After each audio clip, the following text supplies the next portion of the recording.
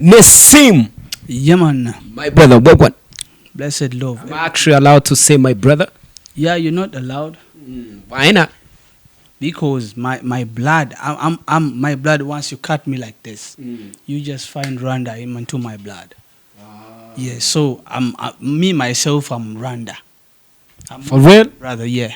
You really have some Rwandan blood shedding in your vessels? No. Basically, what I mean is that Rwanda is my next home. Yeah. After Uganda and South Africa and then every other country, then Rwanda last. So Rwanda is my last home. All right, we're happy to have you man on the show. How you doing? I'm happy to have you too also here. Yeah. When did you come to Kigali? I think I came like 2 days back. 2 days back. Yeah. What did you come for? I think I come to join the records together, just like to work with Rwandese and then all the stuff. And then I just wanted to insert in some new kind of style that we don't have here in Rwanda. The reason why I've said we is because You're also part of yeah. I'm also part of Rwanda. So trying to be a big Muyai. so that's it. Yeah. Yeah, nothing much. Yeah, I hope actually right after the interview you're gonna be able to teach me some few words from Uganda and like amakuru yawe, that's Kinyarwanda. How would you say in Uganda? Amakuru yawe, it's like greeting somebody inti olyotia. Olyotia. They say olyotia. Stadium one is for Bajura in Uganda, yeah. So don't use it. Yeah. Ababi. So when you're gentle, what do you say? Pardon? When you're gentle, when you're not omubi, what do you reply? Olyotia. If somebody say olyotia gamba jendi. Like that. Yeah. So I've actually been seeing you producing music for Rwandan artists back in Uganda, but this time around you decided to come in the country. Why did you decide to come here? Why don't you do it right from there as you usually do? But well, it's been a long time, and my brothers over here in Rwanda, they've been calling me over and over that what, it's been a long time. You should come and work with us. So I was there. I was moving, and I wasn't able to come here, but I decided to make it. I was like, okay, let me just make it for my brothers, because we started. I have been working with so many artists in Rwanda, just like Bruce Melody, Charly&Nina, the band, many more, Davis D, yeah. So and of which I've made them hit songs. So I was like, what? Let me just pop in there and see what's up. Yeah. That's great. Before we actually reach any far around me to first introduce who is Nessim in details. Nessim is a Ugandan-born audio producer, if I'm not lying. What are you going to add on that? Basically, we know nowadays we just change the session. Like we work, like we do music. Like after working, we just try to promote the artists that we work with worldwide. Like East Africa, we promote them from Tanzania, Kenya. Like we just join connections together. You understand? Yeah, to make it happen. That's great. Nessim, born in Uganda, to be more precise, in Kampala. Yeah, man. When was that? That is, I guess it's 1994, and then. Yes, you're not pretty sure about it. I'm not sure about it because I focus on my work more than any other thing. So if you ask me my age, yeah, but I see I'm 1994 now. Yeah. Remember the date so that we can celebrate anniversary for you. Anniversary. You remember the date and month? Yeah, I remember. Yeah. Was, that is 22, 22nd. Yeah, that is Feb. Oh, yeah. Great. Roughly 26 years old, let me say that. When did you start falling in love with the audio production career? Basically, I started as a dancer as well, and then I just continued. Really? Yeah. I know how to dance. Can I show you something? Yeah, please. Let's leave it. You're gonna kill me. Okay. Yeah, well, I just continued as a singer as well. Mm-hmm. So I sang so many songs, and of which I did not release them. Oh, yeah. So I just continued. Like what made me drag into production side is because me myself, I just didn't want to argue with producers. Just they used to produce me music just for free, and then I used to back them for free.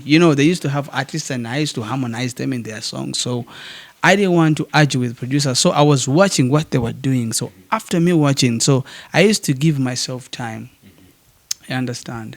I used to give myself time and then capture exactly what they're doing. So after them leaving the studio, so I enter and I do exactly what I'm supposed to do. So I was doing exactly what they're doing, and then just like that, and then my hand just grows. Yeah, man, you understand? But they were still producing music for you and still for free. Why would you drag yourself into production, not keep your singing career?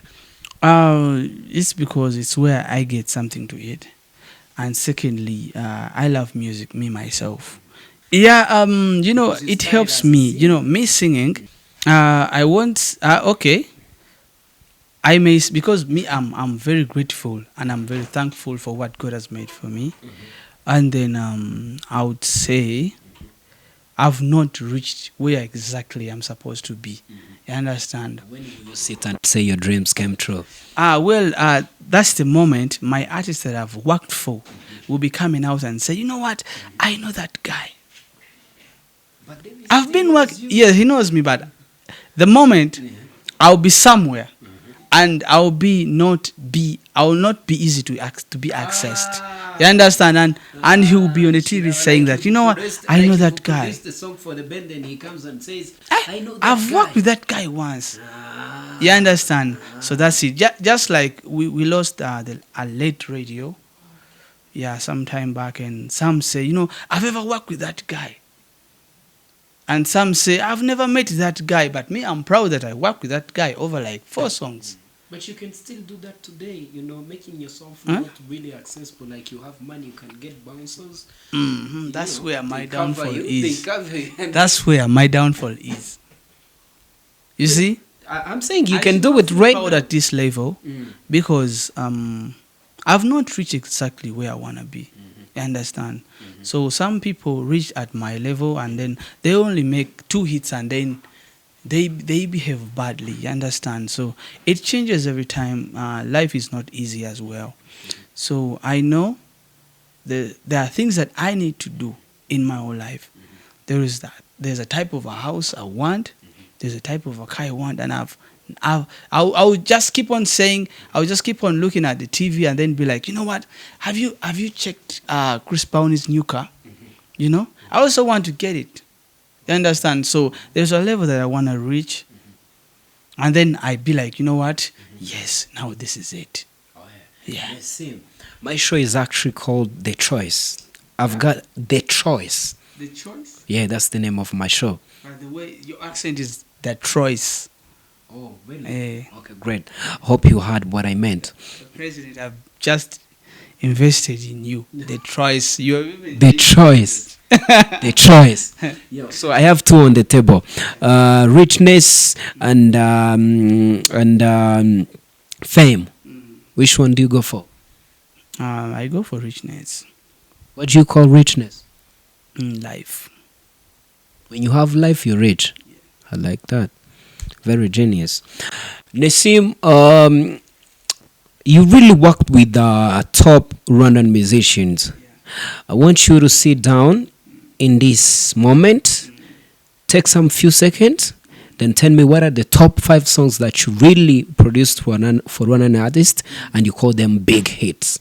Basically, I start with Owoma. That is number 1. I go with Face to Face, Charly&Nina, yeah? I go with Those are 2. many songs. I go with Bin Koreda, The Ben and Shiba. 5, that's the Ben And then I go with what is the song called? I want to dance, eh? Yeah, Charly&Nina. That one, yeah. And then there is Sexy, Davis D, yeah. That's great. And then many more that I've not mentioned, just like Social Mola, Go Mama, by Active Boys, and then Nipe, Urban Boys, like many people. Yeah, yeah. I see that. Have you ever produced the song thinking that it's gonna be a big hit, then flops like you never expected? Basically, every song that I produce, I have that in mind that it's gonna become a massive top hit. Yeah, so I don't like downgrading artists. Yeah, every song I have a hope that it's gonna capture, because every song has a market. Like for example, I can do a reggae song, and it captures the waves. You understand?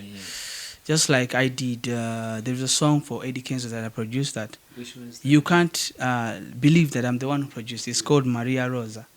So that song just yeah. So that song went viral somewhere outside, but I didn't know. You understand? So somebody called me that it's a hit, and they just did covers for it. So I did not expect it. Yeah, but I had hope that it's gonna capture at least somewhere, because there's some people down there who like different styles like reggae, dancehall. Like me, my type of music, I you can't even like my type of music, because there's some people who like the type of music, and that those people, they cannot like dancehall music or R&B or reggae, just like the way we listen to our music in Africa. How do you define your type of production? My type of production, I'll use one word. I'll call different. Different. Yeah. OMG. If you go out on the street, you hear people producing something trending, you can't do it. Basically, I don't move under pressure. Me, I work under my pressure. Yeah. You understand? So I only follow one person, and I believe in one person, and is a person who inspires me every day. And once I listen to his work, I be like, oh my God, this is the person I want to compete with. And every time I try to compete with him, he changes the style. That is me. Yeah. I'm the kind of person that I like. Compete with you. Yeah. Anytime you like I've copied this guy, then you change. This is crazy. How do you happen to update yourself? Like as I can see, you're a busy guy. Like how do you get to update yourself as far as the trending music is concerned? Like you want to know what are being released by your fellow producers. How do you update yourself? Basically, I go do some internet, and then I search top 10 Cambodia, top 10, like every country. Like you can't even accept like top 10 Guinea, top 10 China. You understand? So, and then I just pick some styles from a different styles that they have, and then I try to fuse into our kind of African music, so I can do something different. Is there any, or are there some artists that you think if you happen to work with them, you will sit back home, chill, buy yourself a drink and congratulate yourself and say, I made it happen? So I guess there's some songs that surprise me. Basically random music. Like for example, there are songs that I produce that I didn't know that they are going to capture the airwaves, just like face to face. Like I did, like those people came to me just like any other person, and then I was like, you know what, let me work for these guys, and it was just like that. And I didn't, but I tried to give them, but I tried to give them exactly the good thing. I tried to give them what they want. You understand? So, and then boom. It surprises me that everybody started calling me that, you know what, the song is hitting the airwaves. This song is a hit, what. So the guys came back again. Yeah. I was like, hey, is it serious? And secondly, there are songs in Uganda that I produced, just like not Gutamiza. Gutamiza, yes, I had something, but there is Gutuja. J. B2C and Rema. I didn't expect it to capture the airwaves. It's a very big song. And then, and then there is Bankuza. Basically, that's not my style. They know, that's not the style they know I do in Uganda. But I try to do it because I just wanted to lift up somebody. But on of which I had two hearts at a go. I was like, will it capture? Will it? Then I did it. Yeah, so we left it. So surprisingly, it captured the airwaves. Now we're here. Yeah. Is there any African artist that you dream in working with? I guess no. Like nobody for real? Yeah, but basically I just want to work with Africa. And you're not dreaming to work with anybody like the top musicians. You don't dream like working with them. Only maybe outside Europe, but in Africa. Who should we say in Europe? I would say Chris Brown because I like him so much. Chris Brown is from America. Yeah, yes, dream will come true. Anyway, location is not a matter. Yeah, I have a couple of few questions before we top up the interview. So, what do you think about producers working together? It's a good thing. If we join our hands together, and we believe that if somebody touches him a song, he's gonna change something later in it. You understand? So basically, me as a person, I believe, because I know some people in Africa, they don't want to share ideas because everybody want to be on top. Understand? So me as a person, I believe it's a good thing. Yeah, but if you don't support it, yes, it's still good because if you believe that you can take yourself forward like alone, it is okay. Yeah, That's great. So, do you do the full whole production of your songs alone, or you have some people behind your back? basically, I do it alone. But if there's something that I feel like it needs to be changed and I cannot do it, so there's somebody or anybody that I call that you just come and help me in this. Yeah, because down some people there, they have new ideas that we don't have. You understand? We are stars, but it's good to go aside and then borrow some ideas aside, and then you get to know, this is how it's done. Yeah. You understand? So that next time I do it myself. You understand? Nessim Pan production. They told me most of your songs are mixed and mastered from England. Is it true? No, it's not true. It is not true. Maybe the sound is the sound is bigger than me. Maybe that. But me myself, I master and mix my songs. Yeah. I like that. Before we actually talk about what you're doing with Davis D and what you really want to work with or to work on with the Rwandan artist, I first want to get to know how did you catch up with Davis D? I think the first song that you produced for him was Sexy. How did you guys link up, and how did you produce the song? Because I have a big segment in my show that talks about how music were produced. Like today, we're talking about Sexy as you're working with AVST. How did you guys get in touch? How did you get linked up? And then how did you start the production of that song? So these guys, they looked for me as well. So and they had a belief in themselves that this guy, like surprisingly, like I just found them into my gate. So I was like, hey, they talked to me that you wanna work. So I was like, yeah, just like any other person. Me, I respect people the way they are. So they came to me. You just came right at the gate and they were like, pop, pop, pop. Yes, they came with a dignity just to work with me. Wow. You understand? And so they paid all the money that I was requesting for. And then secondly, they entered the studio. And surprisingly, I didn't know that, no, it's my studio. I don't have a home studio, maybe a mobile studio. Basically, and then surprisingly, I didn't know that they speak Kinyarwanda, and me, ndagerageza mu Kinyarwanda. So they came to me, but Davis D had some idea, and of which he wanted me to do, and I was like, you know what? Okay, so I bought it. So it was a good idea. So I just added on to some stuff, and then I made a bit slowly by slowly, guidance, and then we made a hit song. Yeah, it is a hit song for Bell. Matter of fact, every time I pop to the club, I listen to this song. Like, it's a very big hit song, yo. And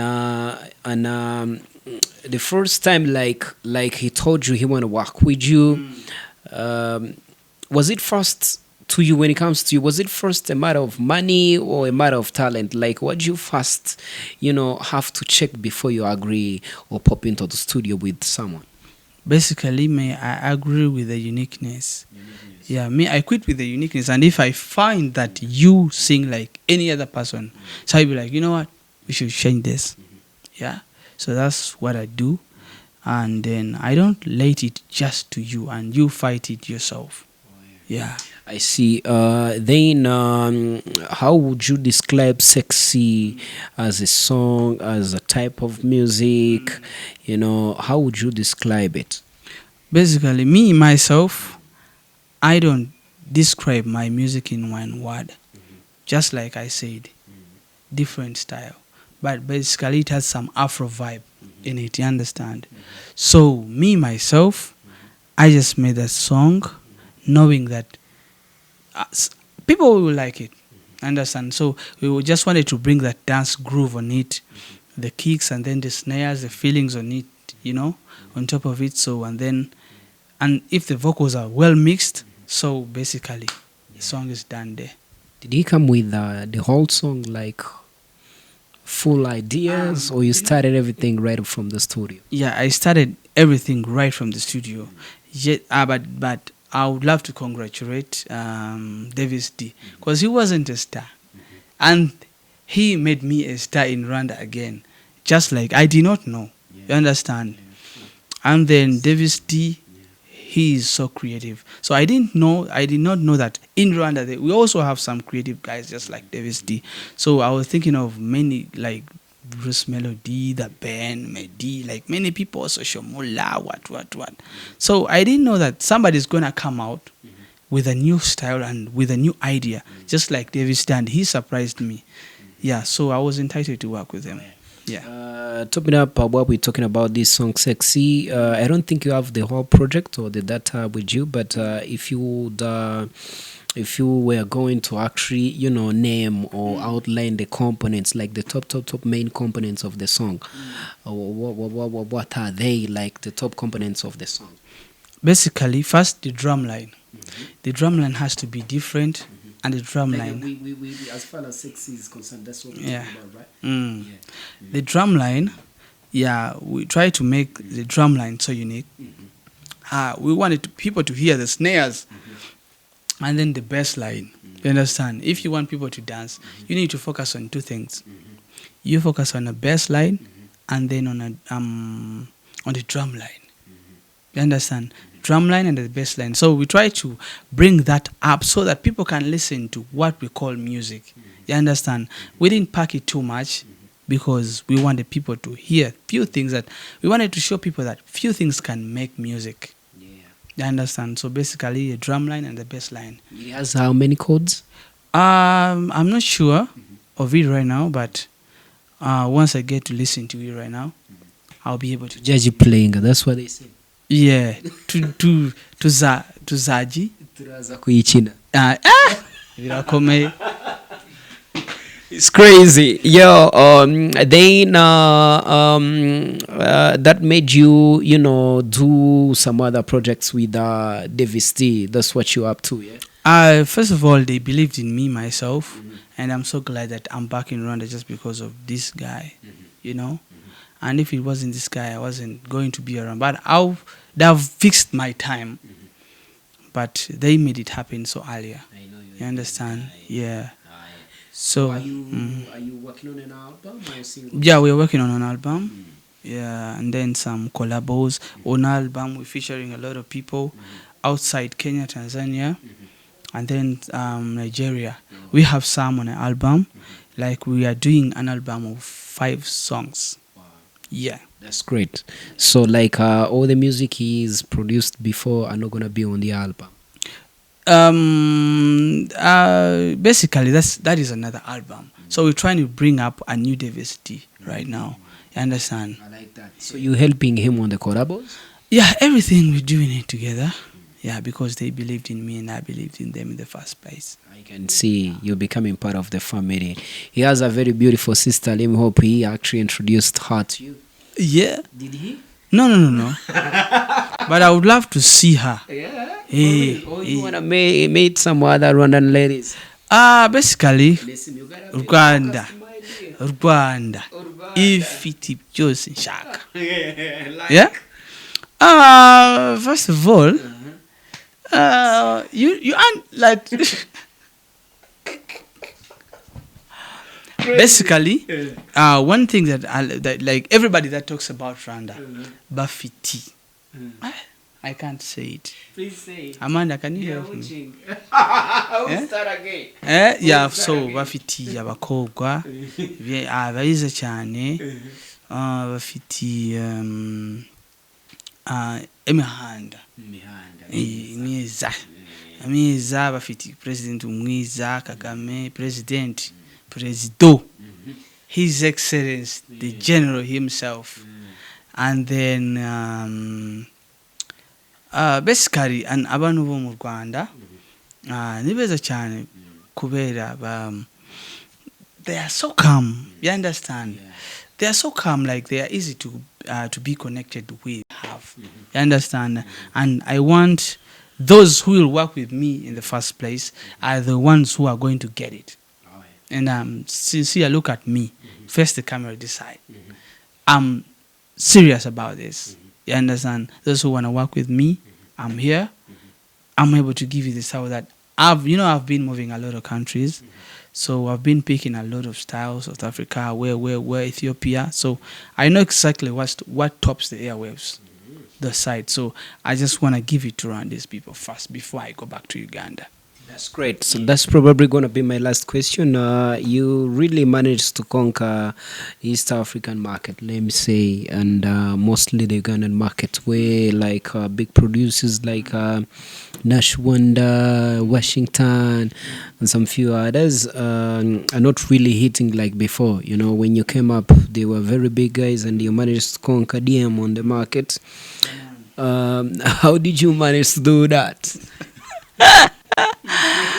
Basically, me, it's all about, it's a question of difference. You understand? Me myself, I used to downgrade them because what they are doing, I was doing it by that time, but they were hitting the heavens, and I was like, you know what? I also have to make it. Yeah, but I didn't know how I will make it and who will boom the airwaves that will make me a star. And then surprisingly, I started with some artists, and then radio came to me. Yeah, Moses came to me, told me, and I was in need of him. Like I worked for some artists, but I was like, you know what? I want to work with Wizzo and radio.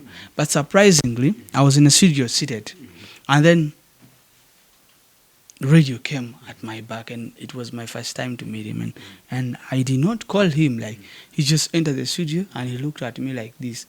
So I looked at him like this. So he was like,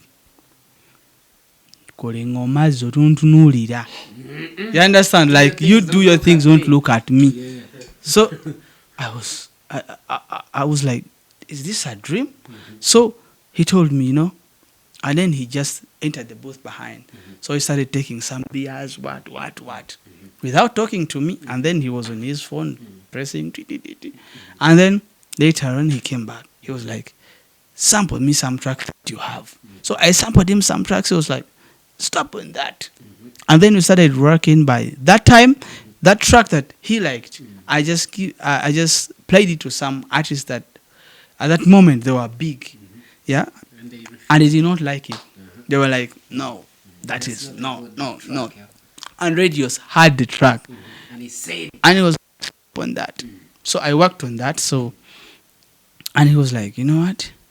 This song is going to make you a star. I was like, this guy is kidding me. Oh. And then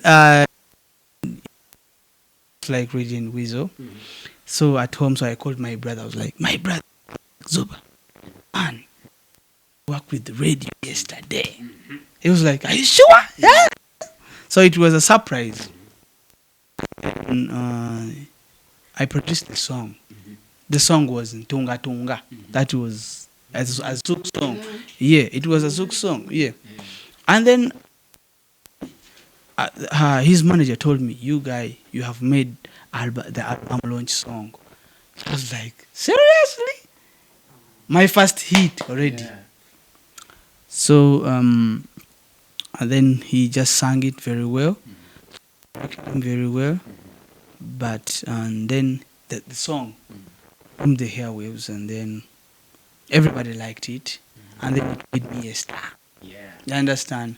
So basically, that was my first hit song that boomed to Rwanda. Yeah. Yeah. It's a very nice song, and for your information, we have a place in Rwanda that is called Ntunga. Yeah, and, yeah, we have. You guys liked it so much. Yeah, we have a place that is called like that. When you go back to east, when you're heading to east, that's where it's located at. So I think we've actually talked about almost everything. Thanks for your time, yo. Nessim, yo. Blessed Lord, man. You feel yourself more Jamaican or American? I feel myself. What do you say?